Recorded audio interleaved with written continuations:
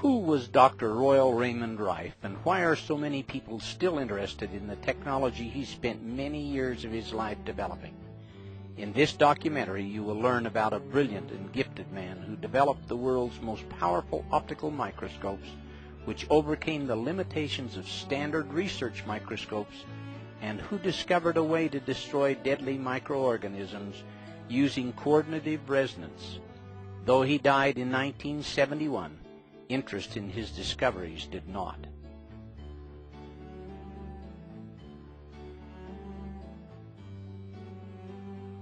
Royal Raymond Rife was a handsome and gifted young man. He had an inquisitive mind and explored many interests. He was born May 16, 1888, in the state of Nebraska, to Royal Raymond Rife Sr. of Ohio and Ida Mae Cheney of Creston, Iowa. Dr. Rife was their second child, an older sibling having died in infancy. Ida Mae died, as so many young mothers did, about 8 months after his birth. After her death, because Rife Sr. was working 14 to 16-hour days as a mechanical engineer, he took his son to his sister, Nina Culver Rife Dryden. She said about this difficult situation, "I raised him and brought him up as though he was my own. He lived with her from the time he was 8 months of age until the year 1905. At this time he had an interest in becoming a medical doctor and pursued this dream. He went to Johns Hopkins University to begin his medical training, and after some study, he found that he had a greater interest in the field of bacteriology. In bacteriology, he did a great deal of work which included photographing many specimens for the University of Heidelberg.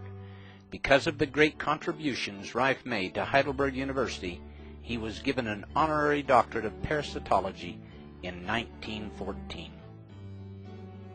Because his studies of bacteria required intensive use of microscopes, Dr. Rife developed an interest in optics and began studying in that field as well. This interest led him to New York's Zeiss Works. Zeiss microscopes were world-renowned even at that time, and Dr. Rife studied from 1904 to 1908 with Hans Lückel, the senior optics engineer. In 1846, Carl Zeiss set up a workshop for precision mechanics and optics in Jena, Germany. 20 years later, he went into partnership with Ernst Abbe, whose theory of microscope image formation led to greatly improved microscopes. These innovations made Zeiss a world leader in optics and made it the logical place for Dr. Rife to study microscope and lens technology. With his scientific brilliance and knowledge of optics and bacteriology, Dr. Rife was poised to begin an incredible journey of discovery. This journey began with his move to California, where he settled in Point Loma. Somewhere around 1912, Dr. Rife met and married his wife, Mamie Quinn. She was a wonderful wife who fully supported him in all his endeavors.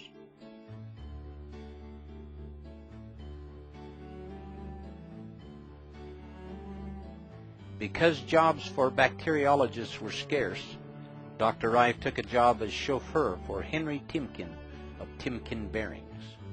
As his chauffeur, Dr. Rife became good friends with Henry Timken, and Timken became very impressed with Rife's knowledge.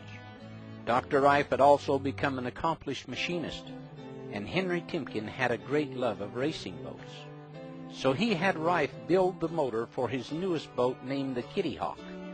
This boat was built to compete in open sea endurance races of 100 miles. The motor Dr. Rife machined produced 2,700 horsepower, which was amazing for 1915. The boat went on to win the race, sustaining 87 miles an hour for 100 miles. This record was unbeaten for more than 60 years. Timken Bearing Company was a prominent producer of roller bearings which were used in all types of equipment and are still used today. At about this same time, the company was losing a great deal of money because of defective steel, which was causing their bearings to fail. Rife developed the first X-ray eye capable of X-raying the steel and detecting hairline fractures in the metal. Rife developed this eye to scan across the full width of the production line, and sound an alarm each time a flaw was detected. This saved the company millions of dollars. In appreciation, Timken gave Dr. Rife a lifetime stipend which he received in monthly payments. This made it possible for Rife to continue his work in bacteriology. Henry Timken's wife became ill. The many medical doctors who examined her were unable to discover the cause of the illness. Mrs. Timken's condition worsened, and they knew if they didn't find the source of the problem, she would not live. Henry knew through their many discussions that Rife was brilliant in the area of bacteriology. He asked if Rife would investigate.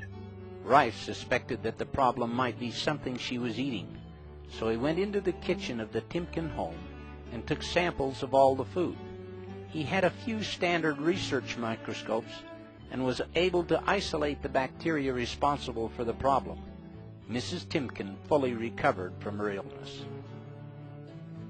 One of Henry Timken's sisters, Amelia C. Bridges, who married into the Bridges Carriage Company family, also benefited from Rife's knowledge of bacteria. Through the years, she had many serious medical conditions and would only let medical doctors see her if Dr. Rife was present, because she trusted so much in his expertise. When she died in 1940, Rife was devastated because he considered her to be a second mother to him. His close friends said that he shed many tears. Because of their long friendship, she left him an additional $50,000 to help with his research. As the family chauffeur, Rife and his wife lived above the garage on the mansion's premises. This is where he had his laboratory with all the research equipment. In gratitude for saving Mrs. Timken's life and the lives of other family members, the Timken and Bridges families provided funds to establish a more well-equipped laboratory and finance Rife's research.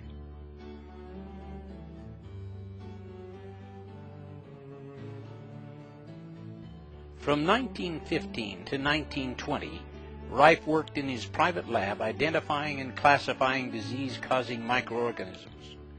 By the end of 1916, he was frustrated with the standard research microscope because of the limitations in magnification.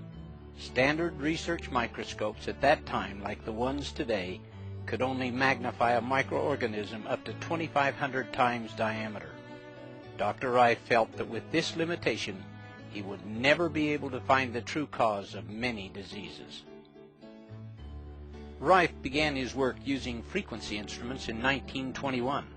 He told a reporter in a May 6, 1938 Evening Tribune article that he also experimented with electrical stimuli on the various microorganisms, and he noticed the individualistic differences in the chemical constituents of disease organisms, saw the indication of electrical characteristics, and observed electrical polarities in the organisms. Random speculation on the observation suddenly stirred in his mind a startling, astonishing thought. What would happen if I subjected these organisms to different electrical frequencies, he wondered.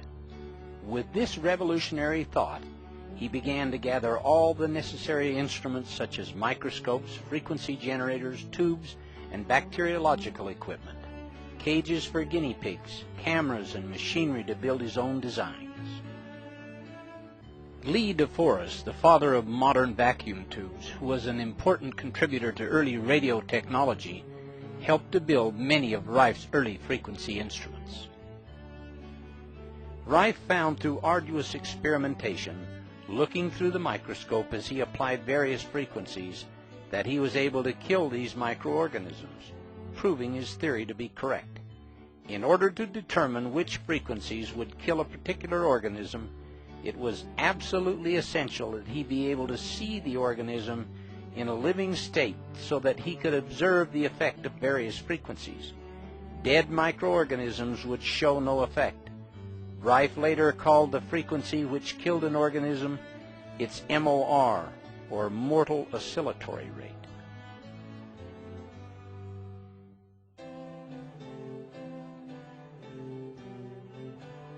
The next step was to solve the problem of high magnification called the Fraunhofer diffraction limit. This theory was that no microorganism smaller than half a wavelength of light could be seen through a microscope. Rife knew from his many years of studying optics at Zeiss that it was possible to build a microscope which could see microscopic organisms as small as a virus.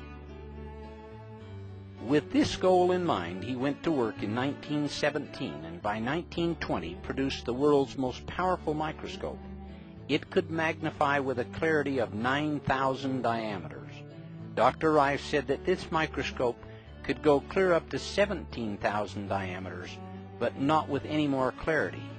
Using this microscope over the next 9 years in his private lab, he advanced further in the field of bacteriology than any scientist had ever done before. That instrument we used up until 1931. It was a lens microscope, and all of the air was excluded from the body and replaced with glycerin. The lenses were homogeneous with glycerin all the way through the whole thing, and the result was that in allowing the rays to separate and not cross in the interference band of reflection, such as they do in the ordinary standard tube of the regular research microscope, we held them apart, we separated them, and then brought them back together and picked them up again at a needle point. But, as I say, the resolution of this instrument beyond about anywhere from 9 to 10,000 times dropped off decidedly rapidly. We could go up on some occasions, on some preparations, up to 17,000 times, but we didn't consider the resolution anything out of the ordinary beyond about 8 or 9 or 10,000 times, depending entirely upon the specimen we were examining. Through the 1920s, Dr. Rife isolated many different organisms and was working on tuberculosis. He was successful in killing the rod form with his frequency instrument. But like Bone and Robert Cook before him, who were able to destroy the rod form of tuberculosis with vaccines and antitoxins, Rife's laboratory animals also died. This caused Rife to believe that there was an additional virus that was released when the rod form of the bacteria was killed. In his continual search for a way to see viruses, Dr. Rife theorized that many microorganisms were not able to be seen because they were smaller than the molecules of the existing acid or aniline dye stains. Throughout his work, Rife had noticed that every living thing is made up of chemicals and has its own unique chemical constituency. In his lab, he had been using a spectrographic microscope that could identify the chemicals in an organism by the color refraction index. Knowing that each chemical, when illuminated, gave off a specific color of light, he conceived the idea of staining the virus with light. This dispensed with the need for staining specimens and made it possible to use a frequency of light to coordinate with the chemical constituents of the particle or microorganism under observation. He developed and patented a 2,000 candle power lamp which provided the necessary light. This lamp, when used with the Risley prisms, made it possible to separate the specific frequencies of light. In an article in the June 1931 Popular Science magazine, the method of lighting was explained. An electric light of 2,000 candle power falls upon the center of this microscopic movie studio, a tiny spot on the thin slab of transparent quartz that bears the germs. Above it, 16 of the finest quartz lenses obtainable, immersed in glycerin, magnify the dimensions of each germ 12,000 times. Designed by Rife himself, this apparatus is one of the most powerful microscopes in the world. Its magnification compares with the 2,000 diameter enlargement of microscopes commonly used in research laboratories and in medical examinations. The November 21, 1931 LA Times had an article also explaining Dr. Rife's use of light. Due to the fact that images are borne to the eye by light waves measuring about 1/51,000th of an inch in length, it has been supposed that no object considerably less than that in length would be seen by the human eye. By the use of quartz prisms, It is understood that Dr. Rife has broken up the light waves, making it possible to bring impossibly small objects to view. Through the new microscope, according to estimates, an object measuring 1/100,000th of an inch in diameter would be magnified to appear 1/6 of an inch in diameter. Another California newspaper article dated December 12, 1931, entitled "Newest Microscope Will Trail Unknown Germs to Their Lairs," says, Dr. Rife said that parts for his microscope were made in many parts of the world. He said he used quartz glass entirely because it allows from 48 to 50% more light than other kinds of glass. He said he uses a 2,000 candle power illumination unit with the instrument. The beam of the light is cold, he said, and he has had a living specimen under it for 5 or 6 hours without evaporation from heat. With this new capability of staining microorganisms with a frequency of light that coordinated with their chemical constituents, Rife was able to see the virus form of tuberculosis which was released when the rod form was destroyed. He was then able to find the frequency which would kill the virus. For instance, our tubercular work. I worked a good deal on that. I isolated the virus from tuberculosis, which I consider is what was heretofore known as the so-called poison molecular bomb that Ron Van Arbor here 34 years ago isolated. He didn't isolate the organism, but he isolated a chemical particle. So, some of our known work go back to the time of Koch when he originally isolated the virus of tuberculosis. He produces vaccines and antitoxins that would kill the bacillus of tuberculosis, but it would kill the patient simply because with any known method or means that you release from this tuberculous, this virus or this so-called poison molecular bomb, it reacts upon the dead body of the rod and produces toxemia and death. 100% in your experimental animals and your patients also. But we find an electronic frequency that we was experimenting with at that time with our device where we kill these different bacteria by this electronic frequency.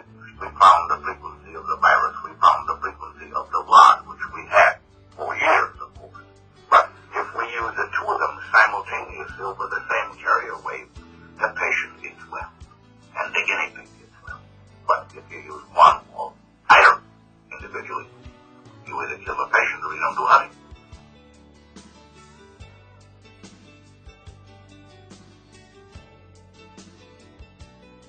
Although Rife worked quietly in his lab, word of his accomplishments began to leak out to men in the medical community.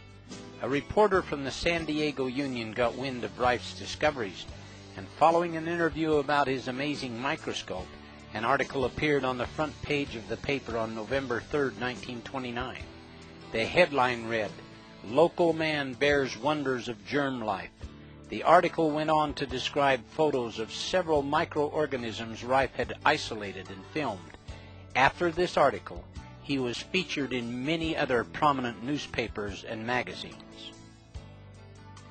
As news of his accomplishments spread, doctors and bacteriologists from all over the world eventually came to San Diego to see for themselves the microscope and the new discoveries they had been hearing so much about.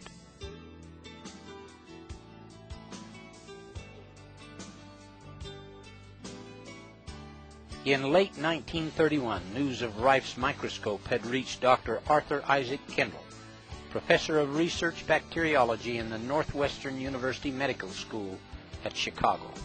He contacted his friend, Dr. Milbank Johnson of Los Angeles, and asked if such a microscope existed. In the Los Angeles Times, dated December 27, 1931, the story of how Dr. Johnson, Dr. Kendall, and Dr. Rife met is told. Having heard about a wonder microscope said to have been invented by a young San Diegan, Dr. Kendall asked his friend Dr. Milbank Johnson of Los Angeles if such a microscope existed. Dr. Johnson did not know about it but undertook to find out. Accompanied by Drs. Alvin G. Ford, Joseph D. Heitker, and Fosdick Jones, all of Pasadena, he drove to San Diego and found Royal Raymond Rife and a new kind of microscope which he had been developing as a hobby during the past 17 years.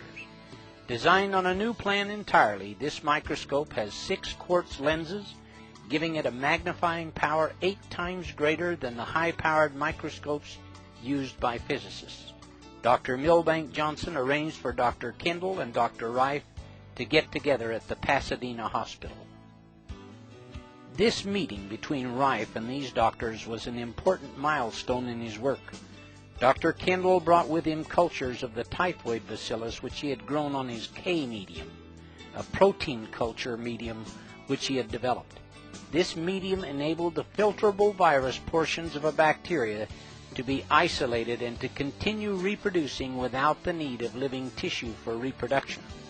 There was and still is an ongoing disagreement about whether bacteria could change from a filterable virus-sized form to the normal bacillus which can be observed through a standard microscope. I eventually built my first high-powered microscope with that instrument. Arthur Kendall and I, working jointly in the Pasadena General Hospital, succeeded in isolating what we classify the first filterable form of bacteria ever seen. It was isolated from the Bacillus typhosus from cultures that Dr. Kendall brought from his laboratory in Northwestern University in Chicago. And we succeeded definitely in isolating a filterable form of that bacteria. We succeeded in isolating this organism using a Kendall media. It's known as Kendall media. Now that is what Kendall used for the isolation or bringing out this Bacillus typhosus in the filterable state, which is published in the Californian Western Medicine in 1931, our joint report on that.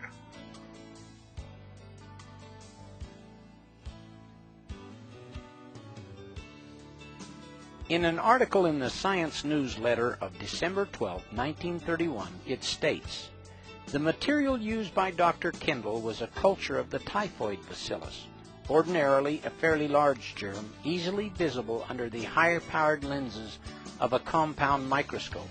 By feeding it on his recently evolved K-medium, which apparently has the power of causing all visible bacteria to pass over into an invisible, filterable phase, Dr. Kendall induced the bacilli in his cultures to go through this change. Under the highest power of the ordinary microscope, he could see nothing moving in the fluid except a swarm of rather active little granules that were visible only as tiny motile points. Examined with the Rife microscope, however, these points became plainly visible as small, oval, actively moving bodies, turquoise blue in color. These appeared in all the cultures and could be transferred from one culture to another through the fine pored filters. So Dr. Kendall considers them to be the actual filterable forms of the typhoid bacillus." Using Rife's microscope and Kendall's medium, the doctors were able to observe 3 stages of the development of the typhoid bacillus. This experiment showed that viruses and bacteria were capable of mutating or changing their form, a fact understood today, but one which generated much controversy then. At a later date, they found the MOR frequency to kill the typhoid. From this point on, Rife's microscope and work received a great deal of recognition. He ended up working very closely with Dr. Alvin G. Ford, the pathologist at Pasadena Hospital, who later became president of the American Association of Pathologists, and Dr. Milbank Johnson, then medical director of the Pacific Mutual Life Insurance Company. Dr. Johnson became Rife's most powerful advocate, introducing him to other doctors and making it possible for Rife to move his discoveries forward in a major way.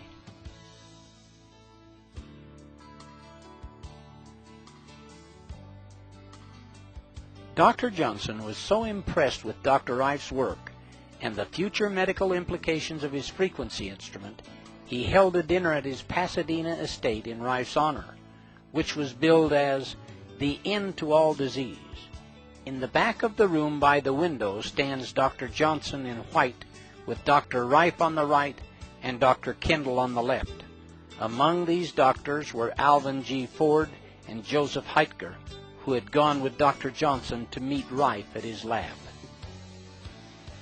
In the summer of 1932, Rife went to Chicago with his microscope to work with Kendall.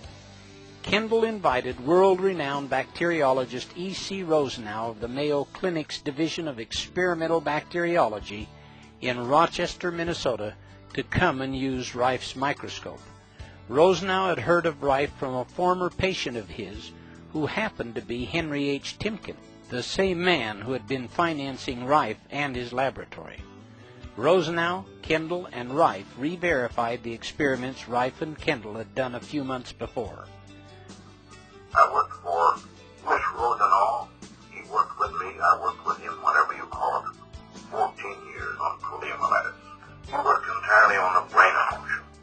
He was the head of the Department of Research Bacteriology of Mayo in Rochester, and he said, they want me to scrap the work.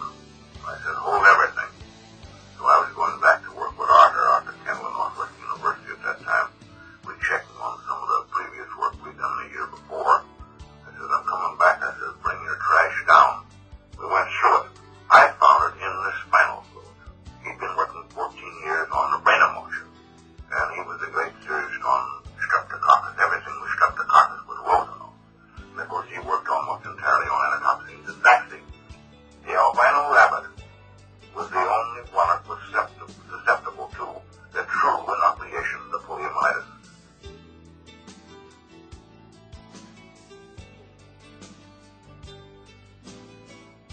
Dr. Rife had been working on finding the cause of cancer for many years and had long believed that when the cause of cancer was finally identified, it would be found in a virus or microorganism. He had spent many years looking for this microorganism with his microscope.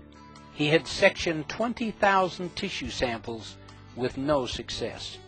Kendall's K-medium was exactly what he needed to help him find the cancer virus.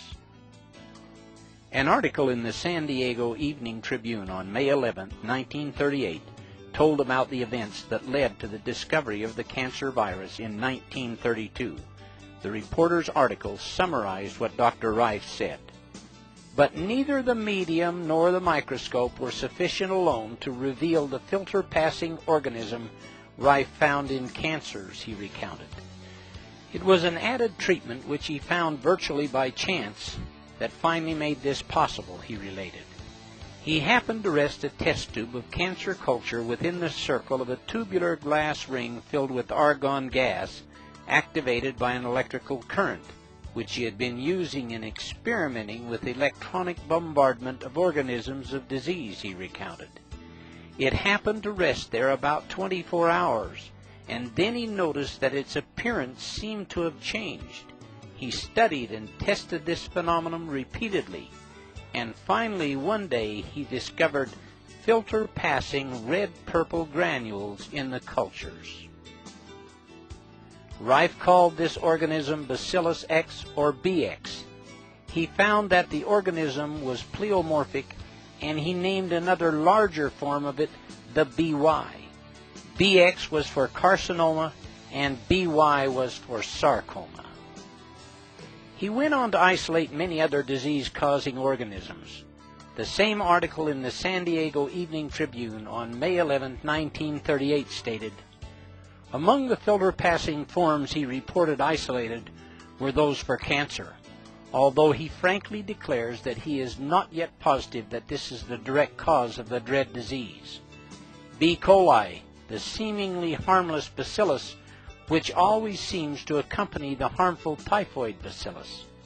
Tuberculosis, sarcoma, the tumorous disease similar to cancer but less deadly, infantile paralysis, streptococcus and staphylococcus infections, and herpes encephalitis and encephalitis lethargica, both infectious ailments of the brain and nervous system.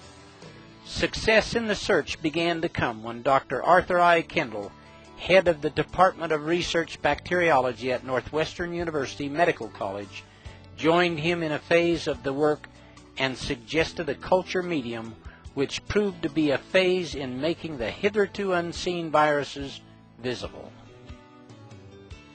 In later years, Rife's research made him certain that he had found the viral cause of cancer. Many other doctors who came to Rife's laboratory in the early 1930s also believed he had. A July 31, 1949 article in the San Diego Union said, "Mankind's long search for a cancer cure may be in sight as the end product of laboratory experiments conducted in San Diego 15 years ago. These experiments and the discoveries they yielded are credited to Dr. Royal R. Rife, 62, of 3676 Zola Street, a laboratory technician now retired.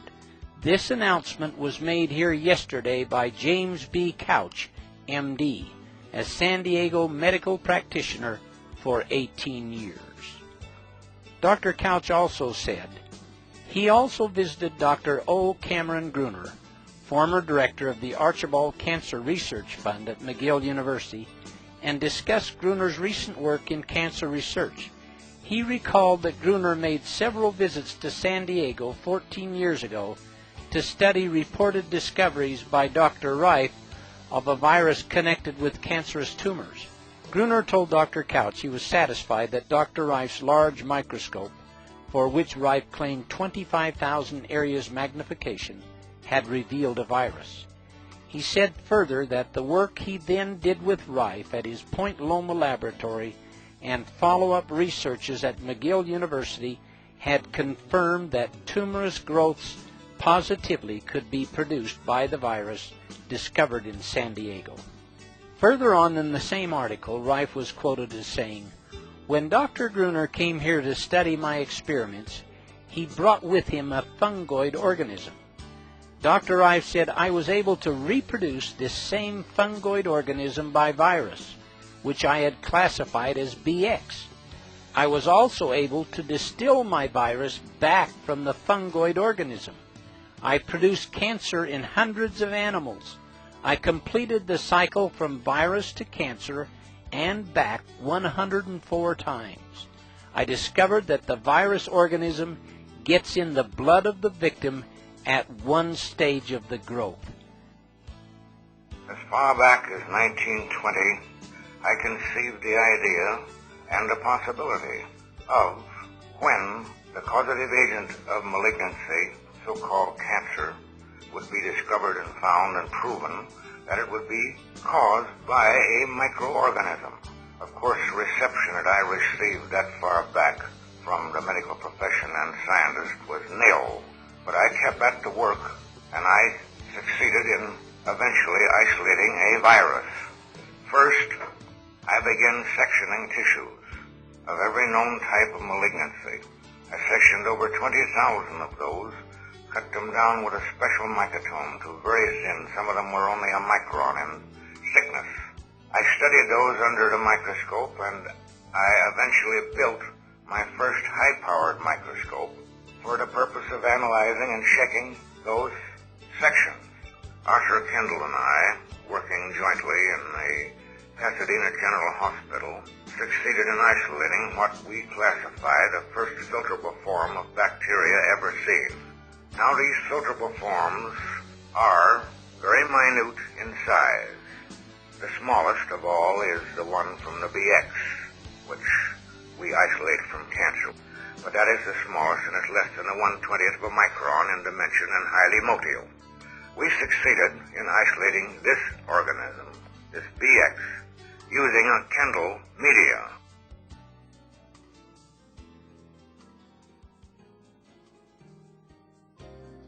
Through the 40 years that Rife spent researching microorganisms and developing all kinds of equipment to aid him, he won 14 government awards for scientific discoveries and an honorary medical degree from the University of Heidelberg. During this period, he developed and built 5 virus microscopes, 4 of which were prismatic. His first microscope, built in 1920, used round quartz lenses, and the gaps in between were filled with glycerin. He used this instrument up until 1933. The others he built after this were the prismatic type, using block crystal quartz that obtained much higher magnification. The most sophisticated one is his number 3 microscope, which was called the universal microscope. This microscope was the one mentioned in the previous article that had 25,000 areas magnification. The universal microscope was built by Dr. Rife in 1933. This was and still is the world's most powerful light source microscope. It is reported to be capable of going as high as 61,000 areas magnification when special prisms were used. The electron microscope, though more powerful in magnification, kills the specimens so you can't observe their live reactions. In many cases, a fragile virus will be completely destroyed by the electron bombardment, and all that will be left is debris. The universal microscope, like all of Dr. Rife's microscopes, allows observation of living organisms at varying magnification. The Journal of the Franklin Institute of February 1944 gave an in-depth description of the universal microscope. The universal microscope, developed in 1933, consists of 5,682 parts and is so called because of its adaptability in all fields of microscopical work, being fully equipped with separate substage condenser units for transmitted and monochromatic beam, dark field, polarized, and slit ultra illumination, including also a special device for crystallography, the entire optical system of lenses and prisms, as well as the illuminating units are made of block crystal quartz, quartz being especially transparent to ultraviolet radiations. The illuminating unit, used for examining the filterable forms of disease organisms, contains 14 lenses and prisms, 3 of which are in the high-intensity incandescent lamp, 4 in the Risley prism, and 7 in the achromatic condenser. Between the source of light and the specimen are subtended 2 circular, wedge-shaped block crystal quartz prisms for the purpose of polarizing the light passing through the specimen. A monochromatic beam of light corresponding exactly to the frequency of the organism is then sent up through the specimen and the direct transmitted light, thus enabling the observer to view the organism stained in its true chemical color and revealing its own individual structure and a field which is brilliant with light. The objectives used on the universal are a 1.12 dry lens, a 1.16 water immersion, a 1.18 oil immersion, and a 1.25 oil immersion. The rays of light refracted by the specimen enter the objective and are then carried up the tube in parallel rays through 21 light bends to the ocular, a tolerance of less than 1 wavelength of visible light only being permitted in the core beam. The rays start their rise parallel to each other, but just as they are about to cross, a specially designed quartz prism is inserted which serves to pull them out parallel again, another prism being inserted each time the rays are about ready to cross. Thus, the greatest distance that the image in the universal is projected through any one media, either quartz or air, is 30 millimeters instead of the 160, 180, or 190 millimeters, as in the empty or air-filled tube of an ordinary microscope. Under the universal microscope, disease organisms such as those of tuberculosis, cancer, sarcoma, streptococcus, typhoid, staphylococcus, leprosy, hoof and mouth disease, and others may be observed to succumb when exposed to certain lethal frequencies, coordinated with the particular frequencies peculiar to each individual organism and directed upon them by rays covering a wide range of waves. Because the universal microscope had the ability to use all type of microscopical work, it was very complicated. It cost over $250,000 to build in 1933, equaling a little over $11 million today. This instrument, along with the other sophisticated instruments Dr. Rife built, made it possible for him to find the many frequencies that would kill all the different types of microorganisms which he was isolating. The universal microscope embodies all the field of polarization. It embodies all the field of crystallography. It embodies the polarized light, the true polarized light of the spectrographical micropolariscope. And it embodies the field of refractability. And we believe that this instrument will open fields that have never been seen before by the human eye. We do not say that the average practitioner or even the average research scientist can use this microscope. He will have to be trained because the delicate adjustments of this instrument far surpasses anything that's ever been wielded in the field of microscopy. As an example, the fine adjustment of this instrument requires 7 complete revolutions for the movement of the object 1 micron. The control of the thing is built to the limit of human precision. And we will carry on farther with this instrument. What I wish to stress at this moment is the importance of the control of the illumination of any field of microscopy, regardless whether it's the ordinary microscope that's used by our student, or the practitioner, or the research man in the laboratory, or the scientist that's working in the field of filterable virus. This color chart was created by Dr. Rife to show the entire spectrum of frequency waves he was testing, including infrared, ultraviolet, and X-rays. He assigned colors to different sets of frequencies from the audio range represented by the keyboard all the way through the radio spectrum up to the 110 megahertz.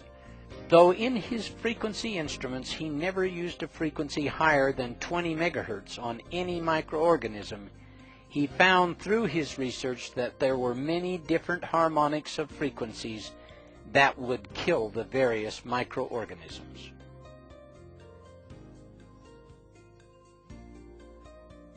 This is an original film showing Rife's lab and the isolating of the cancer virus. This is Royal Raymond Rife standing outside the front door of his laboratory.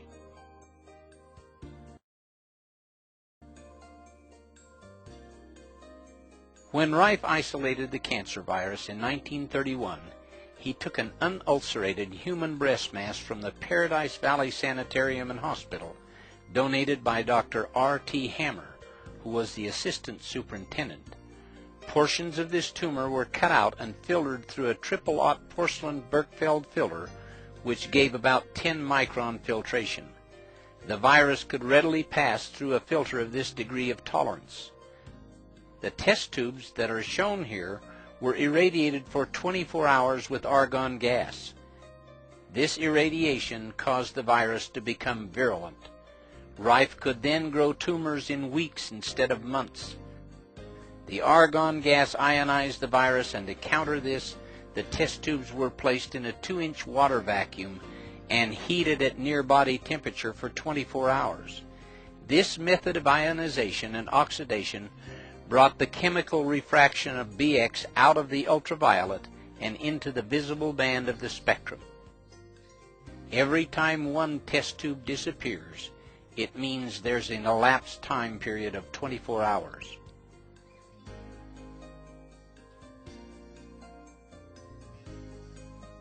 The rats were injected with a very tiny needle from the virus that he had filtered and isolated, and the tumors were allowed to grow to be 2 or 3 grams heavier than the rats.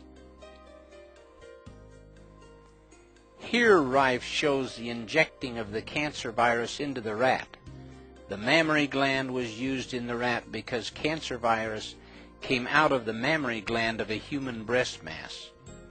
The rat was given a partial anesthesia to avoid the shock of the needle, because such a shock was found to cause a change in the rat's metabolism. The virus was then injected into the rat.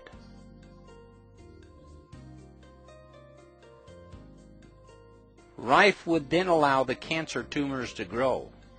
Here you can see the large tumor in the rat. He would surgically remove the tumor and treat the rat with his ray tube instruments. The frequencies would devitalize the cancer virus without harm to the animal's cells or to the rat. Rife used special glasses with high magnification during his operations in order to perform the fine details of the tumor removal. The tumor is tied off and cut away. The cancer virus can again be isolated from that tumor and then injected into other rats. Rife went through this procedure 411 times to prove that the virus he isolated was the cause of the cancer tumor. This shows the tumor coming out of a solution of triple distilled water. A portion of that tumor is being cut away so that you can observe the cancer virus under Rife's microscope. Rife had the only microscope in the world that could see the cancer virus or any other virus alive, and he studied them for years.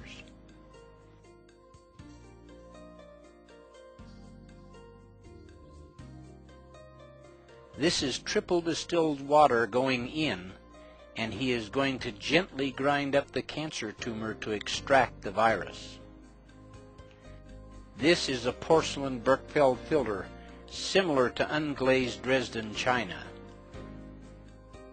The liquid material is poured into a test tube, and a drop will be removed from that liquid, which Rife will shortly place on a slide that has been flame sterilized. The liquid material is withdrawn from the solution using a micropipette made by Rife, and a drop is placed on the slide and covered with a cover slip made of quartz. Rife used quartz slides because light passed through better than glass. Now the ray tube is directly above Rife's head, which will be turned on later to kill the virus. The black instrument to the left of Rife is the ray tube instrument and consists of a transmitter which Rife could tune the frequencies which he knew would kill the virus, just like an opera singer's voice can shatter glass.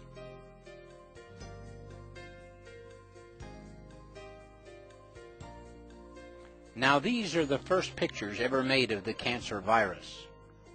These cancer viruses were motile and streamlined, shaped like a fish.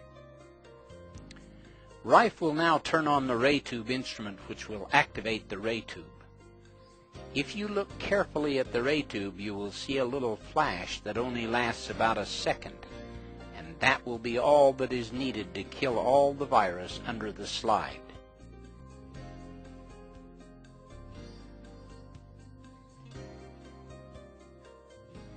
This shows the virus after it had been treated with the ray tube, which has a resonant frequency that killed the virus, and they are all clumped together in the field of the microscope.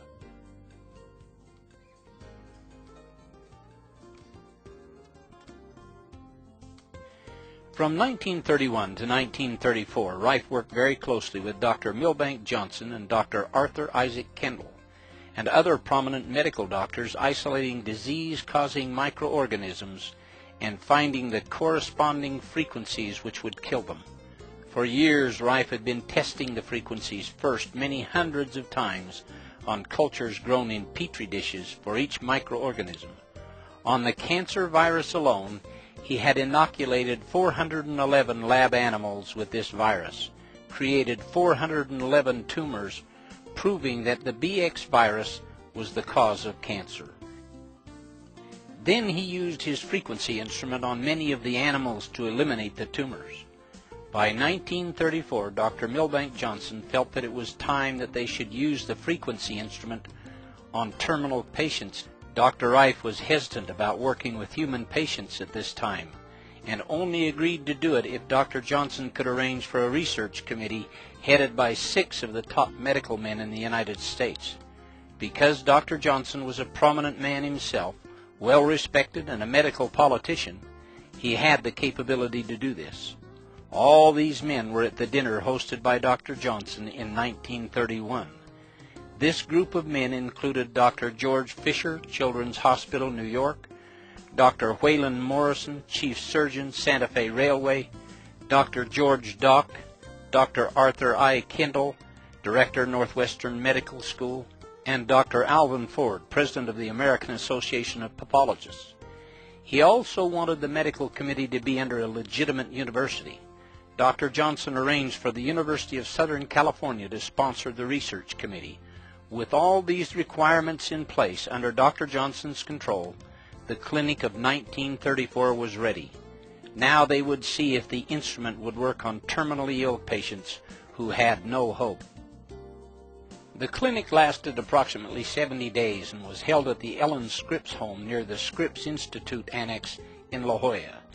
At the end of the 70 days, the research committee pronounced 14 out of the 16 patients clinically cured, a success rate of 87.5%. The remaining 2 patients had not fully recovered by the end of the clinic, and Dr. Johnson chose Dr. Couch to finish up with their treatments. 60 days after that, those patients had completely recovered as well. One sad note is that one of the patients who had recovered from the cancer gorged himself on sardines and other food. He had an adverse reaction, and it caused his liver to swell and rupture at the place where the tumor had been. Dr. Couch said the autopsy showed he had hemorrhaged to death, but there was no evidence of any cancer. We had a clinic in 34 in La Jolla. Dr. Milbeck Johnson, a friend of mine, that was in Los Angeles when he was one of the big brands of the Pacific Mutual Life Insurance Company, a multimillionaire. Incidentally, he was a medical politician, and he had the big whip. He could kind of show these boys in shape a little bit. And so we had this clinic. I didn't want to go it, but he said, all right, let's go ahead. That was just shortly after Miss Ellen Scripps died out there, and he rented a whole Ellen Scripps home. We run a clinic out there. We was there 90 days. We actually run a clinic about, I would say 70 days. We did actual clinical work. And first I told him I wanted it done in a legitimate order. First I told him, I said, I want you to surround on this committee with us a group of 6 of the biggest men you can pick in the United States. I said, you're a politician enough, you can do that. Which he did. We got Fisher of New York, we got Waylon Morrison, we got George Docks of Pasadena, and so on. Then I said, I want as our pathologist, I want Alvin Ford, which is a friend of both of us, of course. But he says, good Lord, he says, you've looked at 1,000 tissues to Alvin's one. It don't make any difference. I said, he is the president of the American Association of Pathologists. And I said, I want his name on every one of the cases we treat. Now I said, I want you to organize a special medical research committee under a bona fide university, which we did under the University of Southern California, which Dr. Johnson contributed their library and so on and so forth. Like, he carried a weight there too. We did it. We run the clinic. We got through. We did all the reports, photographs before and after, this, that, and the other, of our 16 cases we had. At the end of the time when we had our meeting, Los Angeles Athletic Club up there, why, this board pronounced 14 of our cases clinically cured. Then, to finish up on some of these cases we had, he elected a doctor here in town to carry on this work. He picked him out of the group. No country doctor. Dr. Johnson picked him out to carry on and finish up on some of these cases. Wasn't quite through yet. And when I was told about this Dr. Rife, Royal Rife, and how he had a machine out at the Scripps Institute Annex, I went out to see about it and became very much interested in seeing the cases which he had. And the thing that brought me into it more quickly than anything was a man who had a cancer of the stomach. And he was associated at that time with Dr. Milbank Johnson, who was then the president of the Los Angeles Medical Society, a very wealthy man and a very big man in the medical world, the biggest in Los Angeles. And he had hired this annex for this demonstration over a summer of time, several months. And in that period of time, I saw many things. And the one that impressed me most was a man who staggered into a table just on the vast end of cancer. He was a bag of bones. And as he lay on his bed, Dr. Milbank Johnson said, you just feel that man's stomach, don't you? So I put my hand on what was the cavity where his stomach was underneath, and he was just a cavity almost. He was so thin. Backbone and belly were just about touching each other. And I put my hand on his stomach, which was one solid, hard mass, about just what I could cover with my hand, somewhat of the shape of a heart. And it was absolutely solid. so nothing can be done for that. However, they gave him a treatment of the Rife frequencies, and in the course of time, over a period of 6 weeks to 2 months, to my astonishment, he completely recovered. Because of the success of the 1934 clinic, several doctors acquired the frequency instruments and began using them on patients. Dr. Milbank Johnson acquired a frequency instrument and used it in his clinic until his death in 1944. Other clinical trials were done in 1935, 36, and 37 and later, and the success rate in those clinics was around 90%. In these clinics, all kinds of conditions were treated.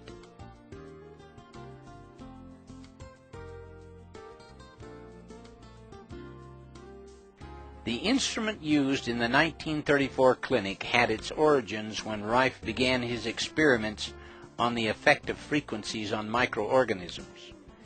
A paper found in Dr. Rife's files, written by one of his lab assistants and entitled Development of the Rife Ray and Use in Devitalizing of Pathogenic Microorganisms, explains the evolution or advancement of his frequency instrument. In January 1920, experiments were started to determine the effect of electrical influences upon pathogenic microorganisms. Tests were made for anode and cathode polarity influences and the effects of infrared, ultraviolet, and X-ray. The initial apparatus for the tests along this line of experiments was constructed and used in prolonged experiments during 1921 and 1922. In 1923, a more appropriate apparatus was assembled and used. The different frequencies were generated by a tube oscillator with many stages of amplification, the final stage being a 50-watt tube. This simplified frequency was in turn fed into an output tube. The output tube was constructed with a double expansion bulb blown from quartz, using a platinum anode and cathode. It had a 45-degree target for a directional effect. The frequency control of the instrument was exact to a fraction of a wavelength, making it possible to coordinate the frequency in each pathogenic microorganism with its own wavelength of frequency delivered from the instrument. During the next 8 years, these experiments continued, and the coordinating frequencies termed mortal oscillatory rate, or MOR, of most of the pathogenic microorganisms were found and recorded, including the frequencies of many of the virus or filter-passing forms of these organisms. In 1935, an entirely new application of the old principle was incorporated in an instrument built under the direction of Rife by Philip Hoyland of Pasadena, California. The new instrument was light socket powered and had an output of 50 watts. Furthermore, it was equipped to deliver 2 distinct frequencies simultaneously and both variable. In the early part of 1936, Rife and Hoyland spent much time collaborating on revising some of the fundamentals of the instrument due to the advancement that had taken place in electronics. And it was found that the carrier wave used in the previous instruments could be eliminated. During the summer of 1936, further experiments were carried on which resulted in an entirely new method of generating the desired frequencies.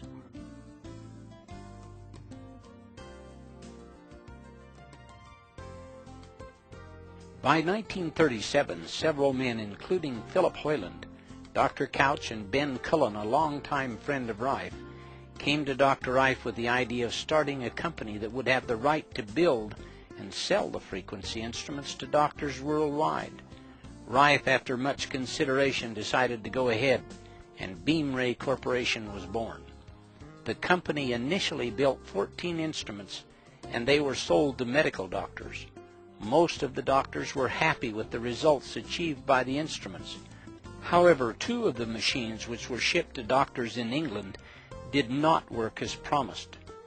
Philip Hoyland had been contracted by Dr. Rife and the University of Southern California Medical Committee to build Rife's instruments in 1934. As an electronic engineer and the technical director of Beamray, he was supposed to make sure the instruments worked properly. He did not fulfill his agreement. As happens so often with new successful inventions, there were many wanting to be a part of this endeavor. One such man was Dr. Morris Fishbein. He tried to buy in through his representatives in Los Angeles. His offer was turned down, and he used all the power he could to try and get control of Beamray.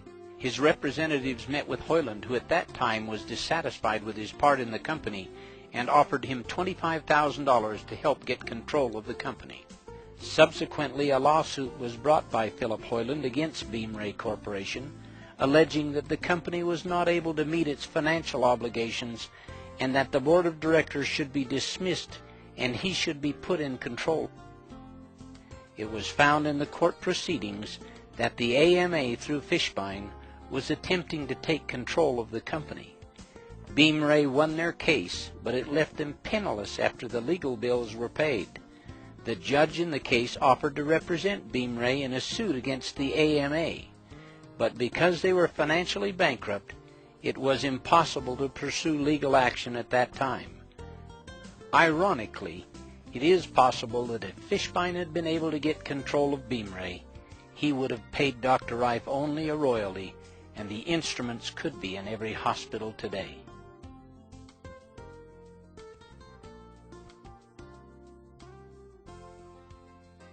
After the trial, Dr. Rife went back to his research work in his laboratory. Penicillin was the first antibiotic to be discovered and put on the market. Many doctors were more interested in giving their patients antibiotics than looking at using an instrument which would use frequencies to destroy organisms.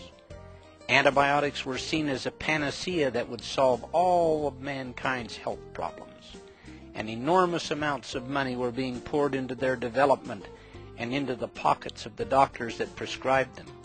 Under these circumstances, the interest in Dr. Rife's technology began to fade. Use of Rife's discoveries from 1938 to 1944 continued quietly among a few doctors who had his frequency instruments. In 1940, Mrs. Bridges, who had been donating to Rife's research laboratory, died. The money from Henry Timken was no longer there.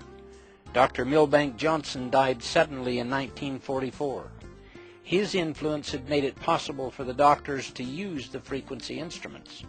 With his death, pressure was put on these doctors to use antibiotics, which were considered the conventional medical treatment for disease. They were told not to use the frequency instruments anymore. Rife eventually closed down his lab.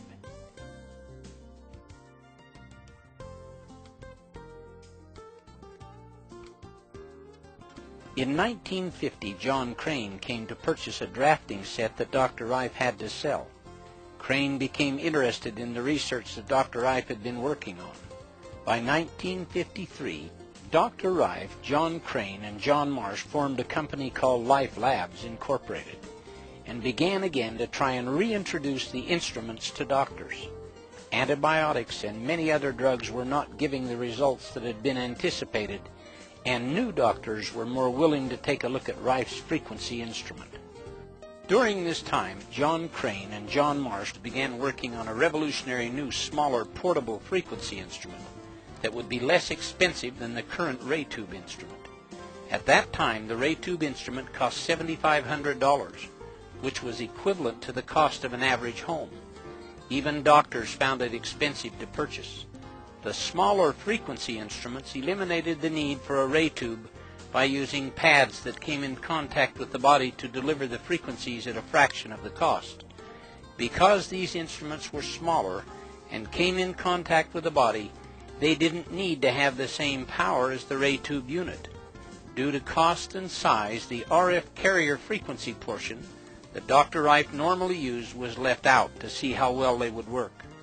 Preliminary tests were encouraging, but the results were found to be extremely limited without the RF carrier frequency portion. Scientific tests have proven why Dr. Rife's use of an RF carrier is so important. It takes at least 1 megahertz to penetrate and go through the cells in the body. Frequencies lower than 1 megahertz were found to travel only through the connective tissue between the cells. Therefore, any instrument should have and use one of Dr. Rife's carrier frequencies, which range from 2.4 to 4.6 megahertz.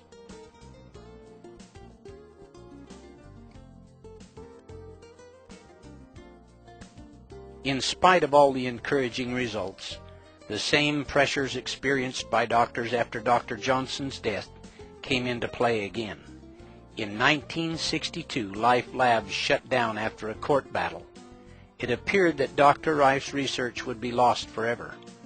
Rife said that he had put his life and his fortune into this work with no monetary compensation, had finished it and handed it to mankind on a silver platter, but none of the people in positions of power wanted it. In 1971, Dr. Rife died, and the world lost an incredible mind. In January of 1986, Barry Lines wrote an article about Dr. Rife.